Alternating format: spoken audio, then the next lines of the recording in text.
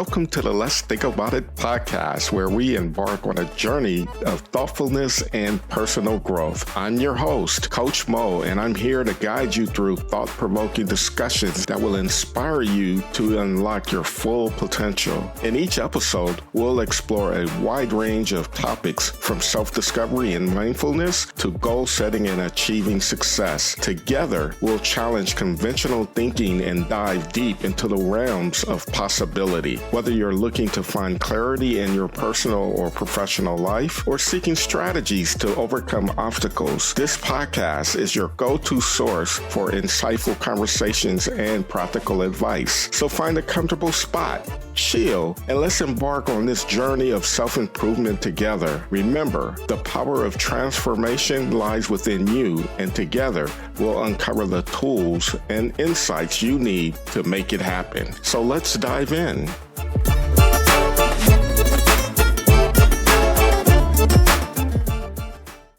Welcome to another episode of the Let's Think About It podcast. I'm your host, Coach Mo, and I'm here with another amazing guest. His name is Tom Emery.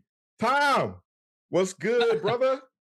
Hey, Mo, how are you? It's good to be here. I'm awesome, man. I'm awesome. First question, where are you checking in from? I'm checking in from a place called Lichfield. It's a little town in the Midlands of the UK. It's not far from Birmingham. What's one great thing about the area and region of the UK that you live in? Oh, wow. Lichfield has got a lot of history. It's got a Roman settlement quite near the ruins of a Roman settlement. So what's that, 2,000 years old?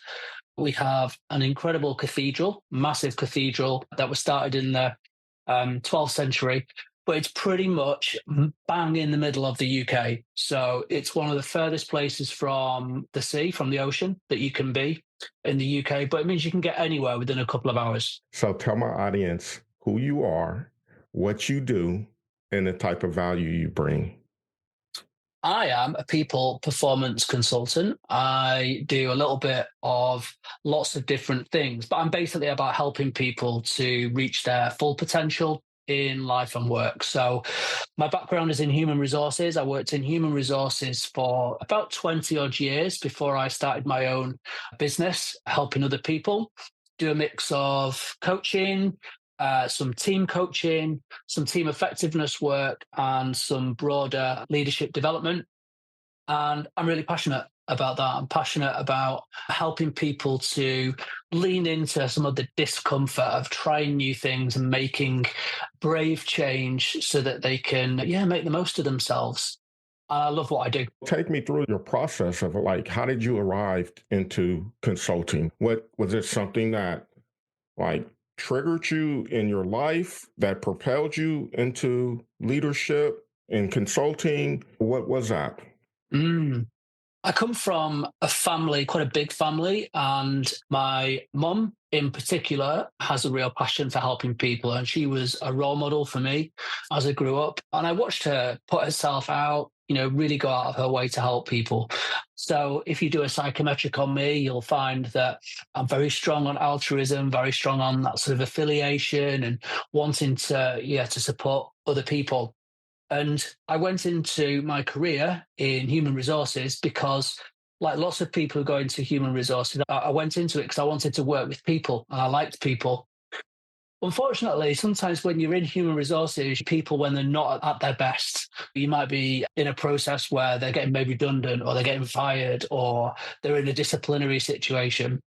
And I suppose I spent a long time working with different people. And I realized after a bit that the bits that I really enjoyed were the bits where I was helping people and I was passionate about, and not so much the sitting in long meetings talking about people risk or sitting in those restructure meetings where we were thinking about how many people we were going to lay off.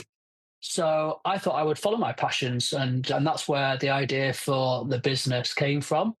And it's gone from strength to strength. I've been able to work with lots of different people from lots of different walks of life and different organizations, not only to help them practically through coaching or through team development, but also through coming up with my own insights and my own frameworks. I also recently published a book as well called People Reach Your Full Potential as a Chief HR Officer, which is really to help people who are in senior HR jobs to do the job really well and to be really maximum in terms of their impact.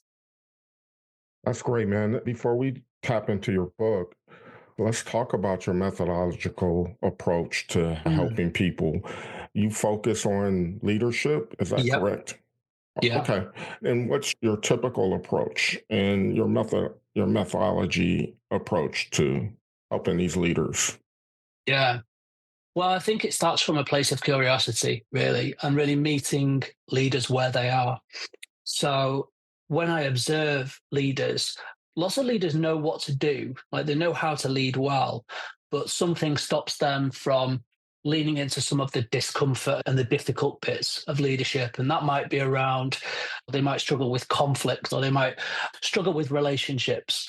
And my methodology really is to, first of all, really get to know them and go deep with them in terms of where they are, like what their challenges are and what might be stopping them, what the barriers might be. And then we really get into what's going on. I challenge them on where they can do things different. And one of the things that I always talk about when I meet with leaders, when I'm getting to know new clients, and when clients are deciding whether we're a good fit to work together, is that I can do the soft stuff, I can create the safe space, but I'm really all about results at the end of the day. And I will challenge and I will call things out that perhaps feel a bit crunchy and a bit uncomfortable. But that's all in service of the client getting what they need and being able to make real, tangible process. So I always think, yeah, don't come to me if you just want someone to tell you what you want to hear. I'm going to give you the hard message to help you Right. make some positive change. Help my audience understand this, right? Because I'm a coach. And then Hmm. you said you have a consultancy practice. What's the difference? Like, Hmm. why would someone see a consultant over a coach or vice Yeah. versa? Or can you do both simultaneously? Yeah. I think that's a really interesting question, Mo, because I think when you're training to be a coach, you are trained to not give advice. You're trained to listen. You're trained to encourage the client to come up with their own solutions and to really build those solutions themselves. For me, the way I work with clients is it's a bit more situational. So I think in answer to your question, I think you can be both, but I think you have to be very clear when you are one or the other. I would say when I'm working with clients, I'm probably 50, 60% of the time, I am a pure coach in that I'm listening to them. I'm asking them curious questions. I'm challenging back. I'm playing back what I'm hearing. I'm asking about their assumptions and whether what they're saying is true. But the other probably 40%, I might be bringing in some of my expertise because usually that's what the client is asking for from me. They're not coming to me as a pure coach. They're coming to me because I've got a slightly different take on things, maybe. I've got an executive background. I've done some of the big jobs in organizations, which mean that perhaps I can give a bit of context. But I think there's a danger there, right? There's a risk. And so if that's happening, then that's always done be very, very purposefully and make it clear to the client that this might be a bit of direction, bit of training, bit of advice, and not just pure coaching. So what I hear is from a consultancy standpoint, you're more of an advisor. You're giving them specific direction of how to overcome or move towards a specific outcome that they need help in. Whereas coaching, the client is the driver of that, and you're asking questions, or we're asking questions because I'm a Mhm. coach to Yeah, help sure. guide them through their own self discovery to make that to reach that desired outcome. Yeah, I wouldn't say I was that directional. So I think where the advice comes in is offering up frameworks for the client to then use to implement themselves. For example, a framework that I developed that I use a lot is called the OI4C framework. And this is really a framework for having lots of different conversations that might feel a little bit difficult. I give them a framework that they can make their own. So if you take the OI4C framework, the O stands for observe. So it's really, what are you observing in this situation? The I stands for impact. What's the impact? And then you choose one of the four C's. And the first C is curious. So what questions have you got about the situation? And the next one is change. So what would you like to change about the situation? The third one is continue. What might you like to continue? And the fourth one is challenge. What do you want to challenge the person? That's a really useful framework for people, say, when they want to give a bit of feedback about something that they're observing. So say they're noticing that somebody talks over them all the time in a meeting, then they can use the framework to say, this is what I'm observing. I observe that when we're in meetings together, sometimes you seem to jump in and you talk over me. The impact of that is that I find it quite difficult to get my point across. And so the curiosity then is, what do you think is going on? Have you noticed that? And instead of saying, why are you interrupting me all the time, Mo? I'm able to just say what I'm observing and what the impact is. So it makes it less confrontational. It makes it less emotional. So that's an example of where, I might give someone a framework, but I wouldn't necessarily go and tell them how to use it and when to use it. That's for them to decide. These are senior people. Yeah, that's great. And the aspect that I bring into it is helping them zoom in on what their energy is in that moment, Yeah. understanding because when there's certain avoidance present or hesitancy that's present, I help them create awareness around why are you hesitant? What are we really avoiding? And when Yeah. we can create awareness around there, Mm. then we find out we usually come to a conclusion that there's some sort of limiting belief that's present Sure. or Yeah. some sort of Yeah. assumption that's present. And when you can overcome that, then you Mm. regain your power of choice so that you can start to move forward more Yeah. confidently. But I do have another question for you. Tell me about Hex. What is that about your Well, company? so Hex is my company, and we call ourselves people performance consultants. Hex was started by me, and it was just me to start with, but now there are five of us who work in the company, either permanently like me or on an associate basis. And Hex is the brand that I use as a vehicle for all the different things that I'm privileged to get involved in. And I suppose that the great thing that I found about starting this business is that I've been able to try lots and lots of different things and really work out what are the bits that I really enjoy doing. And really exciting times. We just relaunched our website. So we've got a brand new website that's gone up.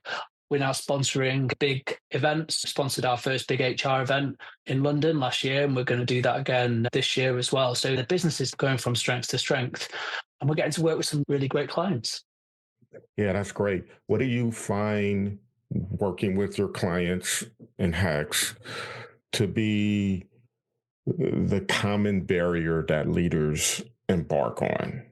I think that as human beings, we're really hardwired to avoid uncomfortable situations. When I was listening to what you were saying about how you work with your clients, I was thinking about some of the things that we do to recognize discomfort and recognize it in the body and Yeah, recognize physiologically what's happening so that, to your point, you can get to that why, like what is really going on here, right. and what is stopping us from taking action.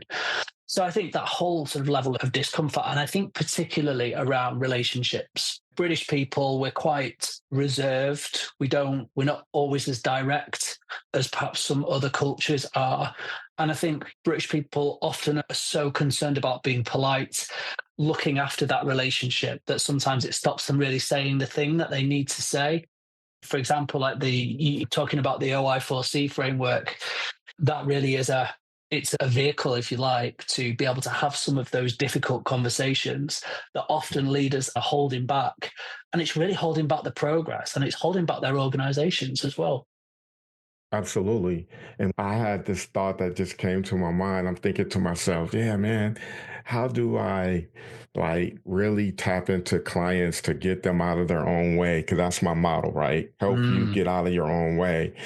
And the thing that comes up to me that I just realized listening to you talk that I consistently do with clients is I ask them, what is their relationship like with themselves? Right? Mm, What is that thought process when shit is all calm, nothing's there's no chaos.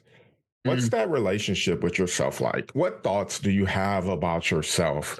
What is mm, that inner voice saying to you? Is it yeah, something positive or negative? And yeah, then I look at it from the standpoint of if it's the negative voice, that's the inner critic trying to keep you small. If it's always something positive, that's your inner coach trying to mm, elevate you. What yeah. is that relationship with yourself? And how do you navigate that conversation within yourself? And that's a powerful question because for me, it helps me get to the root of where people's energy is, right? Yeah. Because with if the voice, the verbiage is consistently, I can't this, I shouldn't this, Mm, and they're triggered through frustration, fear, I don't know, hopelessness, guilt, yeah, any of that yeah, stuff. More than likely, in those moments, their energy is just draining them mm, and they're not productive in that moment, which causes them to be reactive in all that they yeah, do. And if we can shift to a more intentional being in that space, you have power of choice.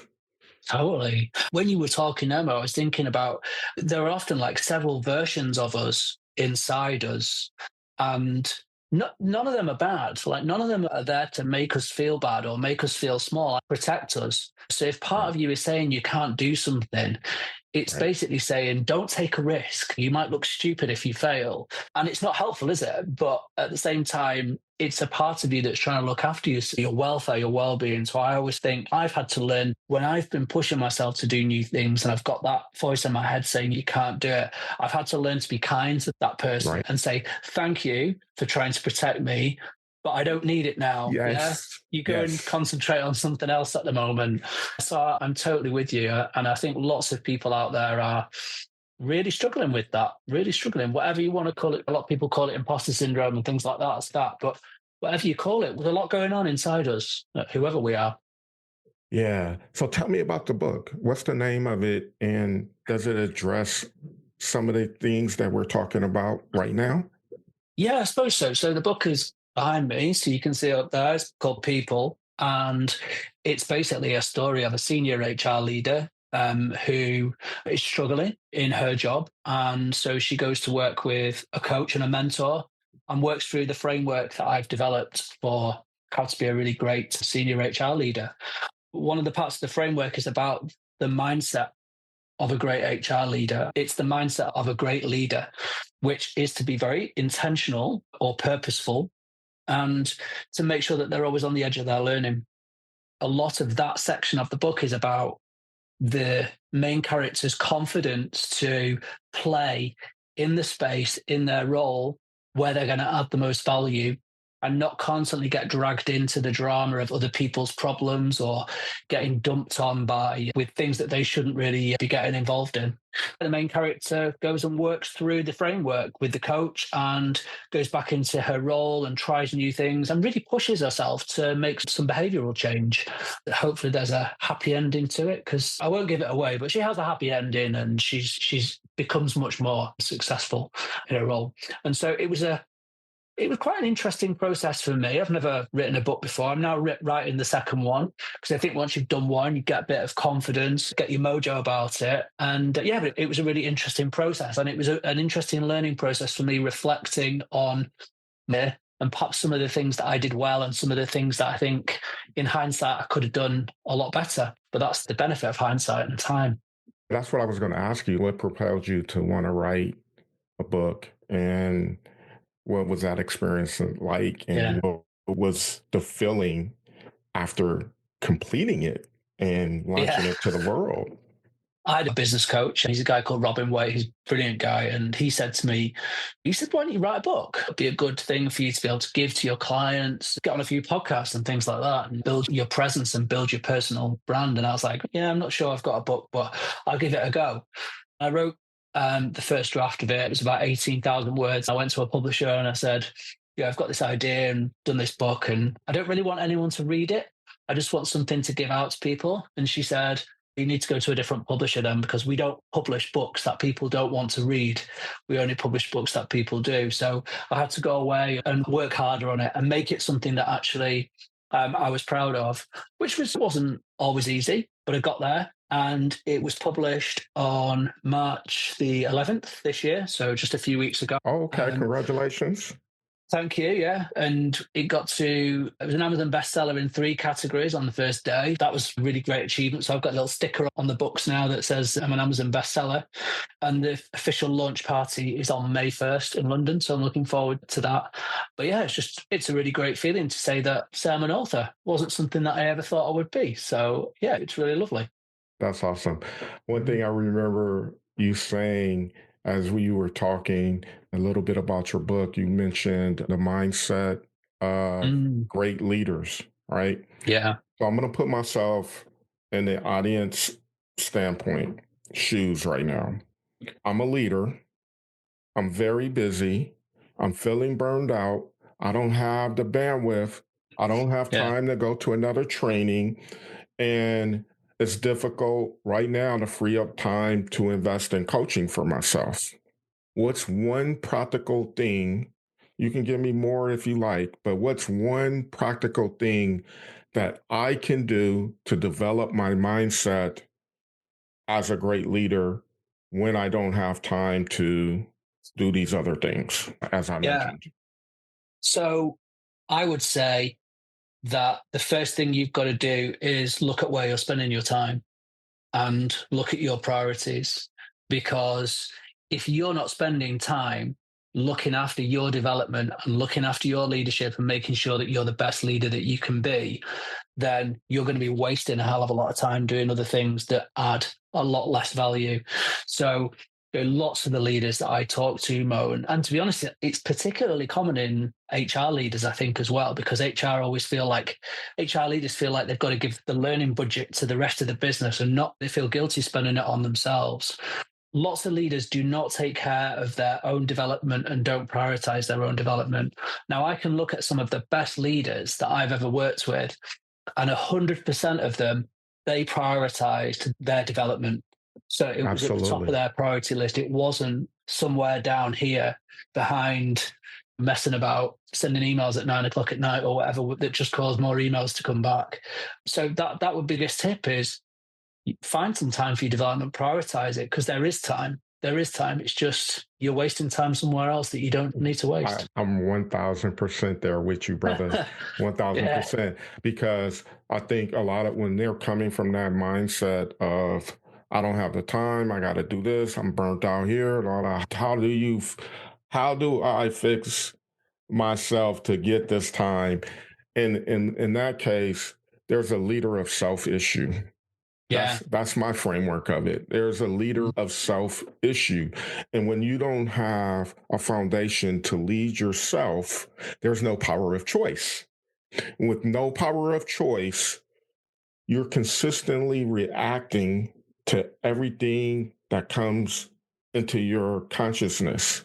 mm, Everything, but the things that you perceive to be priority, and your self development is put on a back burner, we lose our power of choice, because that's the absolutely. one thing that sharpens our saw to be effective is the personal development, the leadership development, Yeah.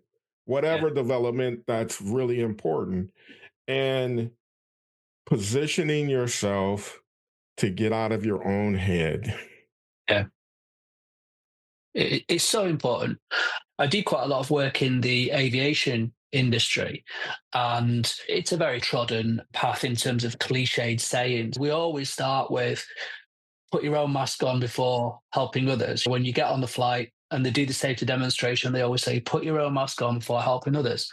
And it's true. You've got to look after yourself as a leader if you want to be able to lead effectively. And so I'm with you 1,000%, Mo, as well. You've got to do this stuff.